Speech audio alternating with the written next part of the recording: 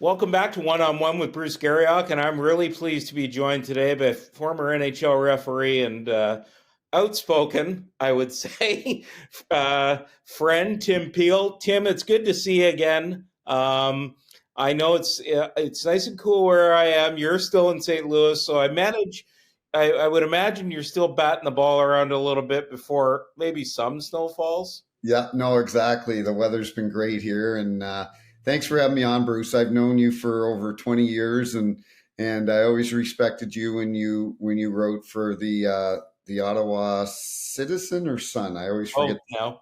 both. And you've always, you've done a tremendous job for hockey over the years. So we became friends, kind of, and I appreciate you having me on.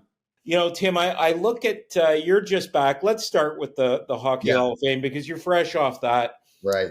You do the Snipes and Stripes podcast now, and Jeremy Roenick is a key part of that with you. And you're back from the ceremony in Toronto with JR, and I sent you a text said it was just when you feel good for someone, Right. you felt good for Jeremy Roenick because he said this. It allowed him to close that chapter on his Mhm. life, didn't it?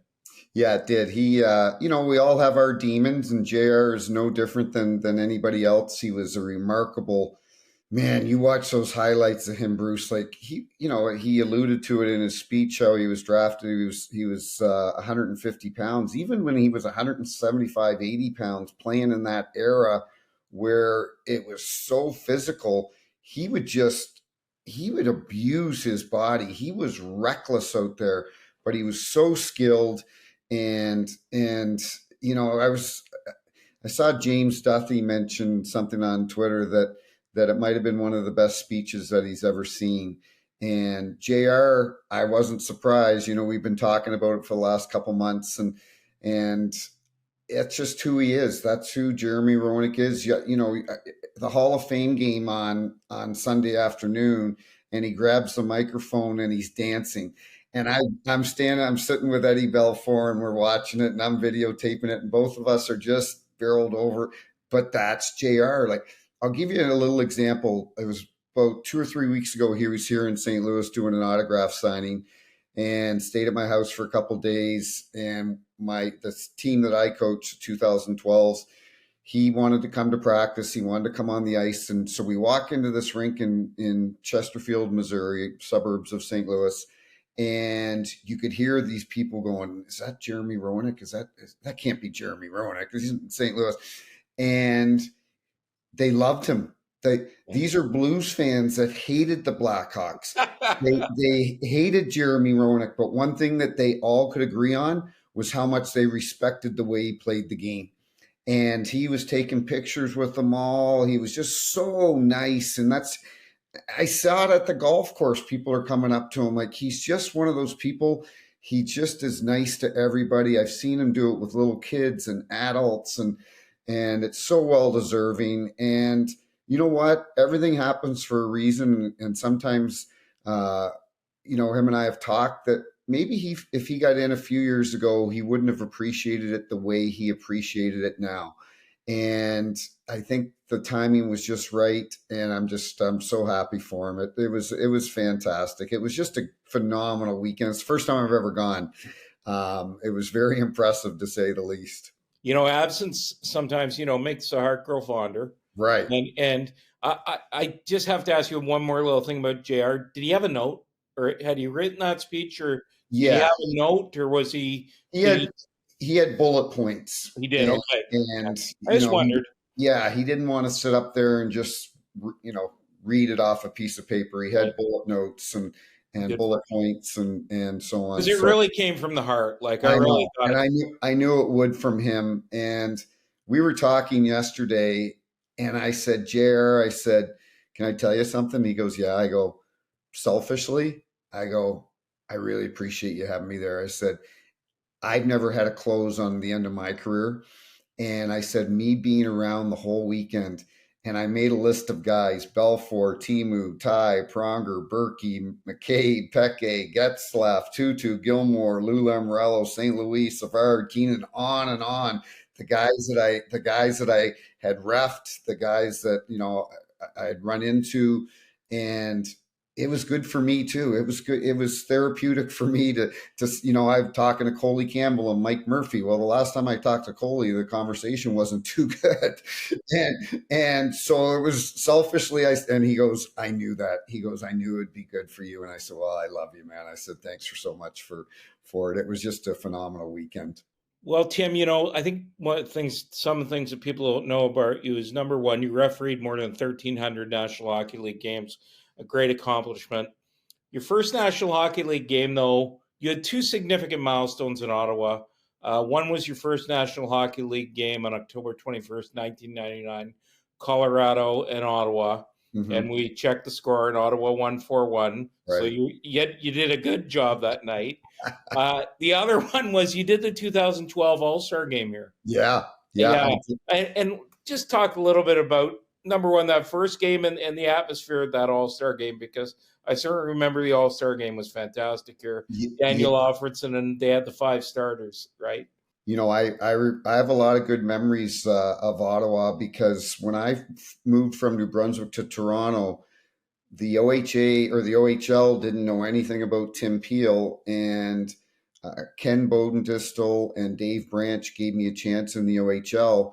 And for whatever reason, and I try to get a message to him every few years, for whatever reason, Brian Kilray, it was after a preseason game when I was still trying out, and Dave Branch told me this story years later.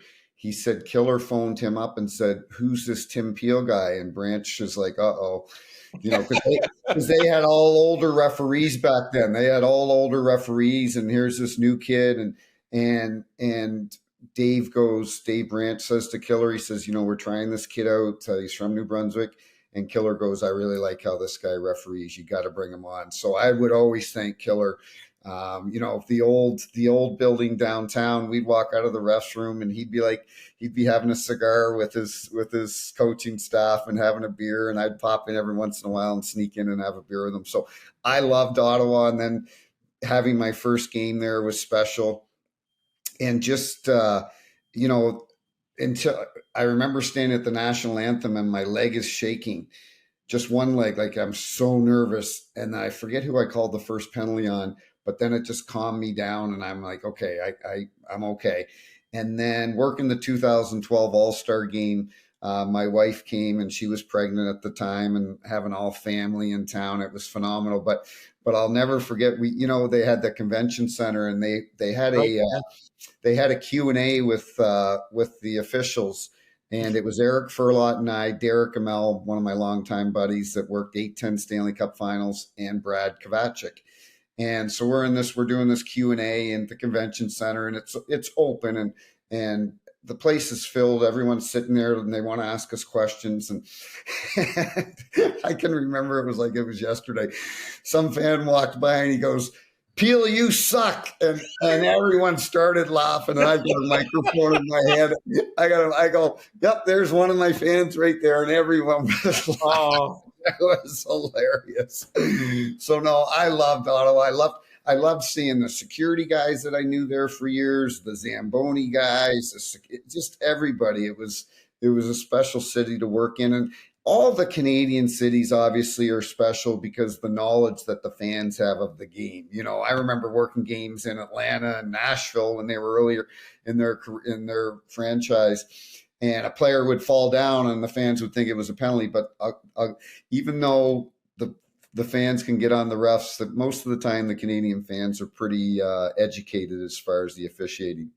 You mentioned Brian Kilray, and he just celebrated his 90th birthday. And they had a big celebration here. And Panger came in to help celebrate with him. But, one of the things that I wanted to ask you about was, in your day, the referees were allowed to have a personality. And one of the things that we've seen, Tim, is we've seen in the Gary Bettman take the names off the back of the referees' jerseys. I mean, I think of guys like Koharski. You mentioned Don Van Massenhoven. I mean, just good guys. I like Mick Magoo, right? Bill. Oh my God.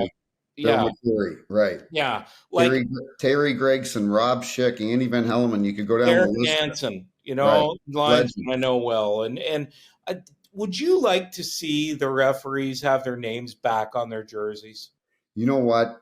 It's a great question. And I think a few years ago, and not because I was on the ice, but I think a few years ago, I was thinking, it'd be nice if we did. But now being removed from it, and I look at the other sports, basketball, football, baseball, and we, none of them have their names on. And I think we're just living in a different era now where the guys that we mentioned, there were 16 referees in the NHL back then. So everybody knew them. Now there's 34 referees, so many young guys. Whether I had my name on my back or not, most people knew number 20 was Peel. And so I don't think it's as important as maybe it was a few years ago. And just because I thought about it a lot, and I'm looking at how the other sports operate, and I just don't think it's as important. You know what? Like, and Gary will tell you this, that he didn't like it when there was that strike in I think it was '94, because Coho and Billy and Mick Magoo, they had as big a personality as the Yeah, players did back Gary, then. Everybody knew, like, if Gary Don Fraser. Gary Gary Fraser. Fraser, can't forget about Gary. Like, these guys had big personalities, and I don't think Mr. Bettman liked that, because the officials were getting a lot of support too. So I think we evolve, and I just don't think it's as important now as maybe it once was. How is your relationship? It's kind of funny because how's your relationship? How was your relationship with the fans? Because I'm sure fans would be mad as hell at you, but if they saw you in a bar after a game having a beer, I'm going to guess they were quite respectful. Yeah, they were. I love this story. You know, the sign guy in Philadelphia, he's behind the Yeah, visitors yeah, yeah, goaltender. yeah. He's been there for 30, 40 years, and he's got a stack of sign this big. And every game it was ref you suck and blah blah blah. So it was about 6, 7, 8 years ago, and we're at Chicky and Pete's after the game and having a bite to eat and a few beers, and he comes up and introduces himself. And I go, "You're the sign guy." I buy him a beer, he buys me one, we hang out for a couple hours. I swear to God, Bruce, it was the best. Every time I'd come back to Philly, the guys would just laugh. We'd skate out on the ice. We'd go around the corner, and he'd be open, holding a sign, "Welcome back." And I'd give him a fist pump like this. It was no more rep, because, like you said, once you get to, it's like the players. You know, we had a. I'm going to say it. I don't know if it was better, but a different relationship back in the day when JR, Tkachuk, Solani, Ty, these guys, because they didn't charter out after a game. And chances are we were going to run into each other at the same restaurant, the same bar.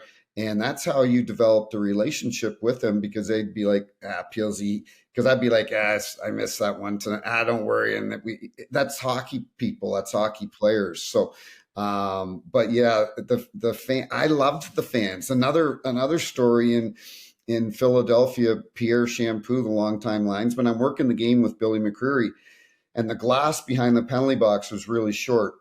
And Pierre didn't come out for the third period. And this big burly guy leans over. He goes, "Where's Pierre?" And we're like, "He's sick. He's not coming out for the third period." And he goes, "I think he's sick from that last call you made." And we're laughing and engaging with the fans, and that's I love that. I love that about our sport. You know, it's hockey fans to me are the best fans in any sport. Who was the best player you ever dealt with? And can I say that Chris Neal told me he liked you because you didn't mind having a conversation, Well, right? and Like it was a two-way street, and 100%. he No, never minded guys like you and McCreary because he could talk to you. But yeah, who was the best player you ever dealt with? and Chris and I had a lot of FU contests on the ice Yeah, too. But then when he would mutual come out, respect. then he'd come out and he goes, "Are we good?" I said, "Yep, we're good." There's two guys right off the top, like Joe Thornton, and I think we'll see him in the Hall of Fame in the next couple of years. Joe Thornton genuinely might be the nicest person I've ever met. And I refed him back in the day when he was in Sault Ste. Marie. And then the other player that I just absolutely love so much was Anze Kopitar. He's just another guy that if he lived in another market, in a Canadian market, I think Canadians would appreciate really how long, like he's been a good player for a long time. And, but just truly the nicest two guys you'd ever meet. And, yeah, right off the top of my head, those are probably the two nicest guys. Joe Sakic was right up there. I love Joe. So much respect for them. But it's funny, as I was in the league for 23 years, but I was telling somebody over the weekend, you really don't figure it out until you're about ready to retire. I came in, I was too cocky. I came in when we went to the two referee system, to the 4-man system on the ice. So I'm working with Coho and Billy McCreary and Frazier and these guys. So I felt like I needed to make my mark, and maybe came across as too cocky, even though a lot of it was just confidence. But and then Stephen Walkham said to me once, we would get a midseason rating in January every year. And he said, sometimes just don't take yourself so serious out there. And because one of the best referees to ever not take himself too serious was Paul Dvorsky. Paul Dvorsky joke and laugh, and he could flip the switch, but that was kind of Devo's personality. So you kind of figure this business out just about when you're ready to retire.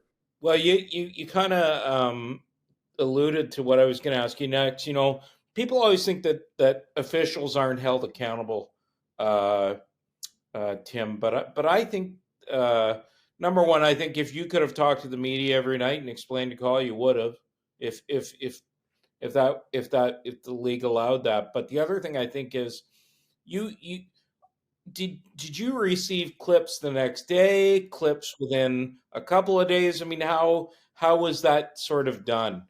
Yeah. So two parts of that question. One is we would get clips weekly.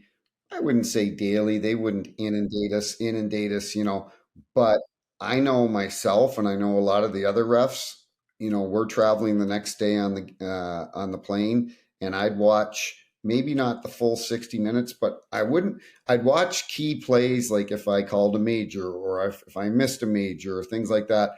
But then I would watch a lot on my positioning, because certainly as I got older, because I ref till I was 54, and I've got Connor McDavid skating down at 19, 20 years old. Obviously I can't skate as good as him, so I had to read the play and figure out where to position myself.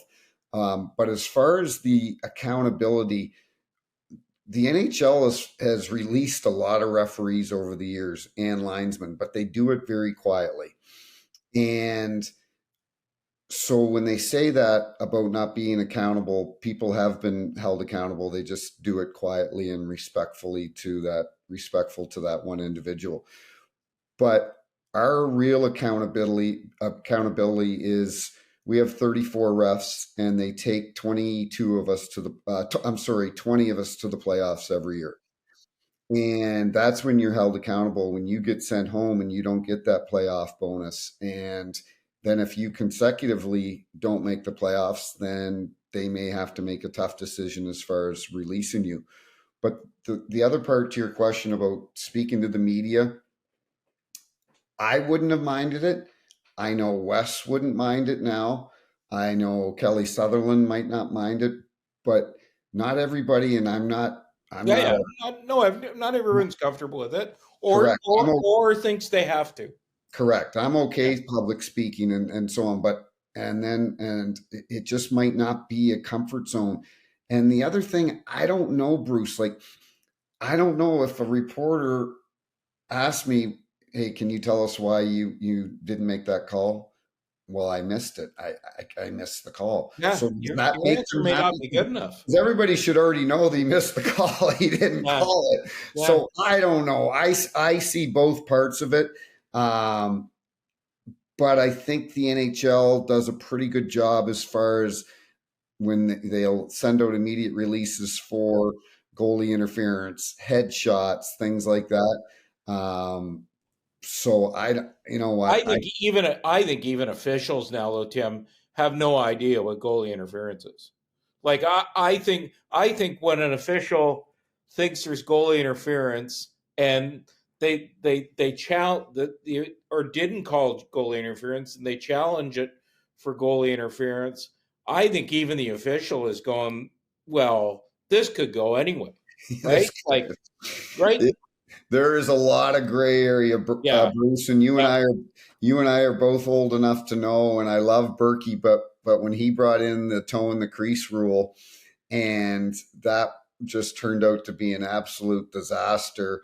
You know, where you'd see goals where there's the goal crease and the puck goes in on this side and the goalie's position on this side, but there was a player on this side with his foot in the crease that had no bearing on the play, and they took him away. And then the whole Brett Hull goal and Buffalo, and so there's a lot of gray area, and I just don't think it's a black and white call. And I think I have a lot of respect for Chris King, Murph, Kay Whitmore, and Coley. They've watched a lot of games, and I think you just got to kind of leave it up to them. And obviously, the GMs are fairly happy. They don't want it black and white. But it is, it'll rise up again this year in the playoffs, and we see it every year, and that's a great thing.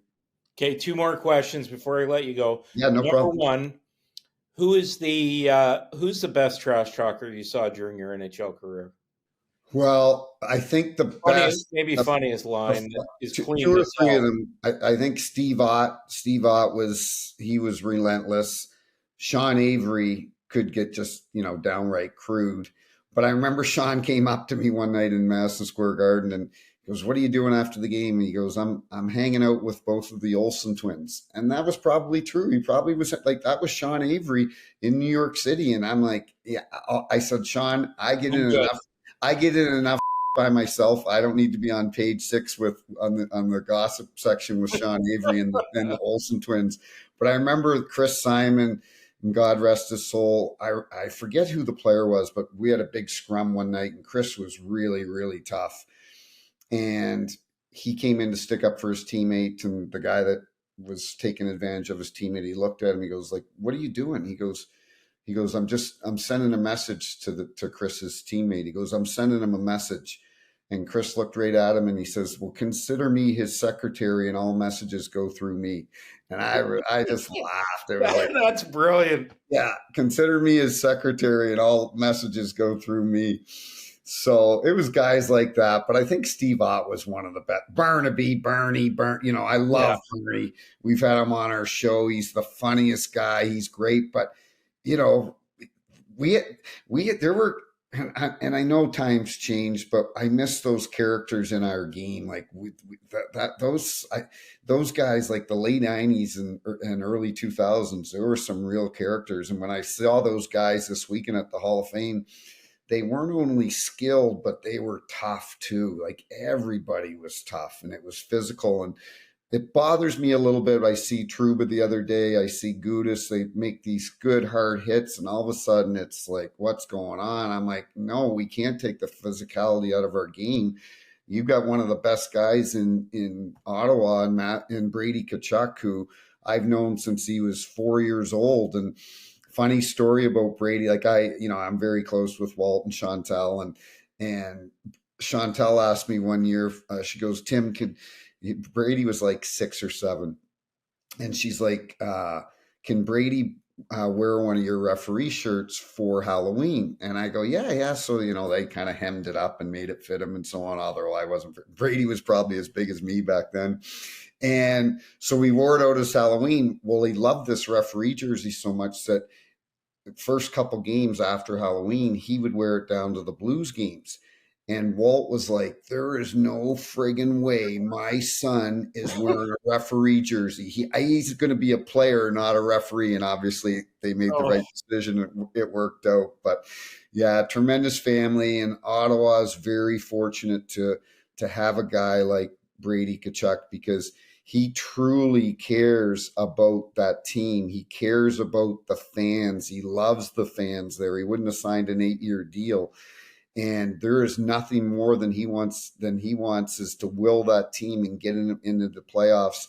And I want to see Ottawa make the playoffs this year. I want to see Claude Giroux. And, it's got to kill. I feel bad for Brady, where Matthew's playing Stanley Cup playoff games and hosting the Cup. And Brady hasn't yet to play in a playoff game. And of all the guys in the league, he deserves it because he puts his rear end on the line every night. I see him last night battling with Ryan Reeves. Like, he's not afraid of anybody.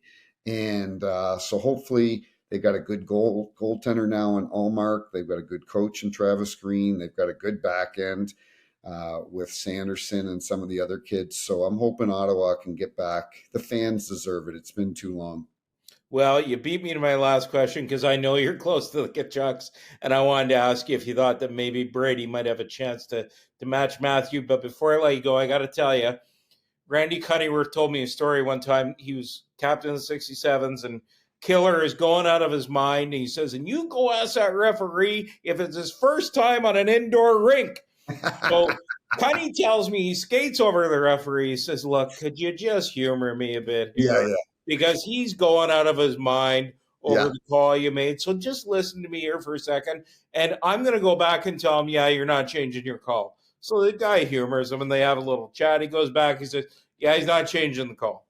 I hope you weren't that referee. I wasn't that rough.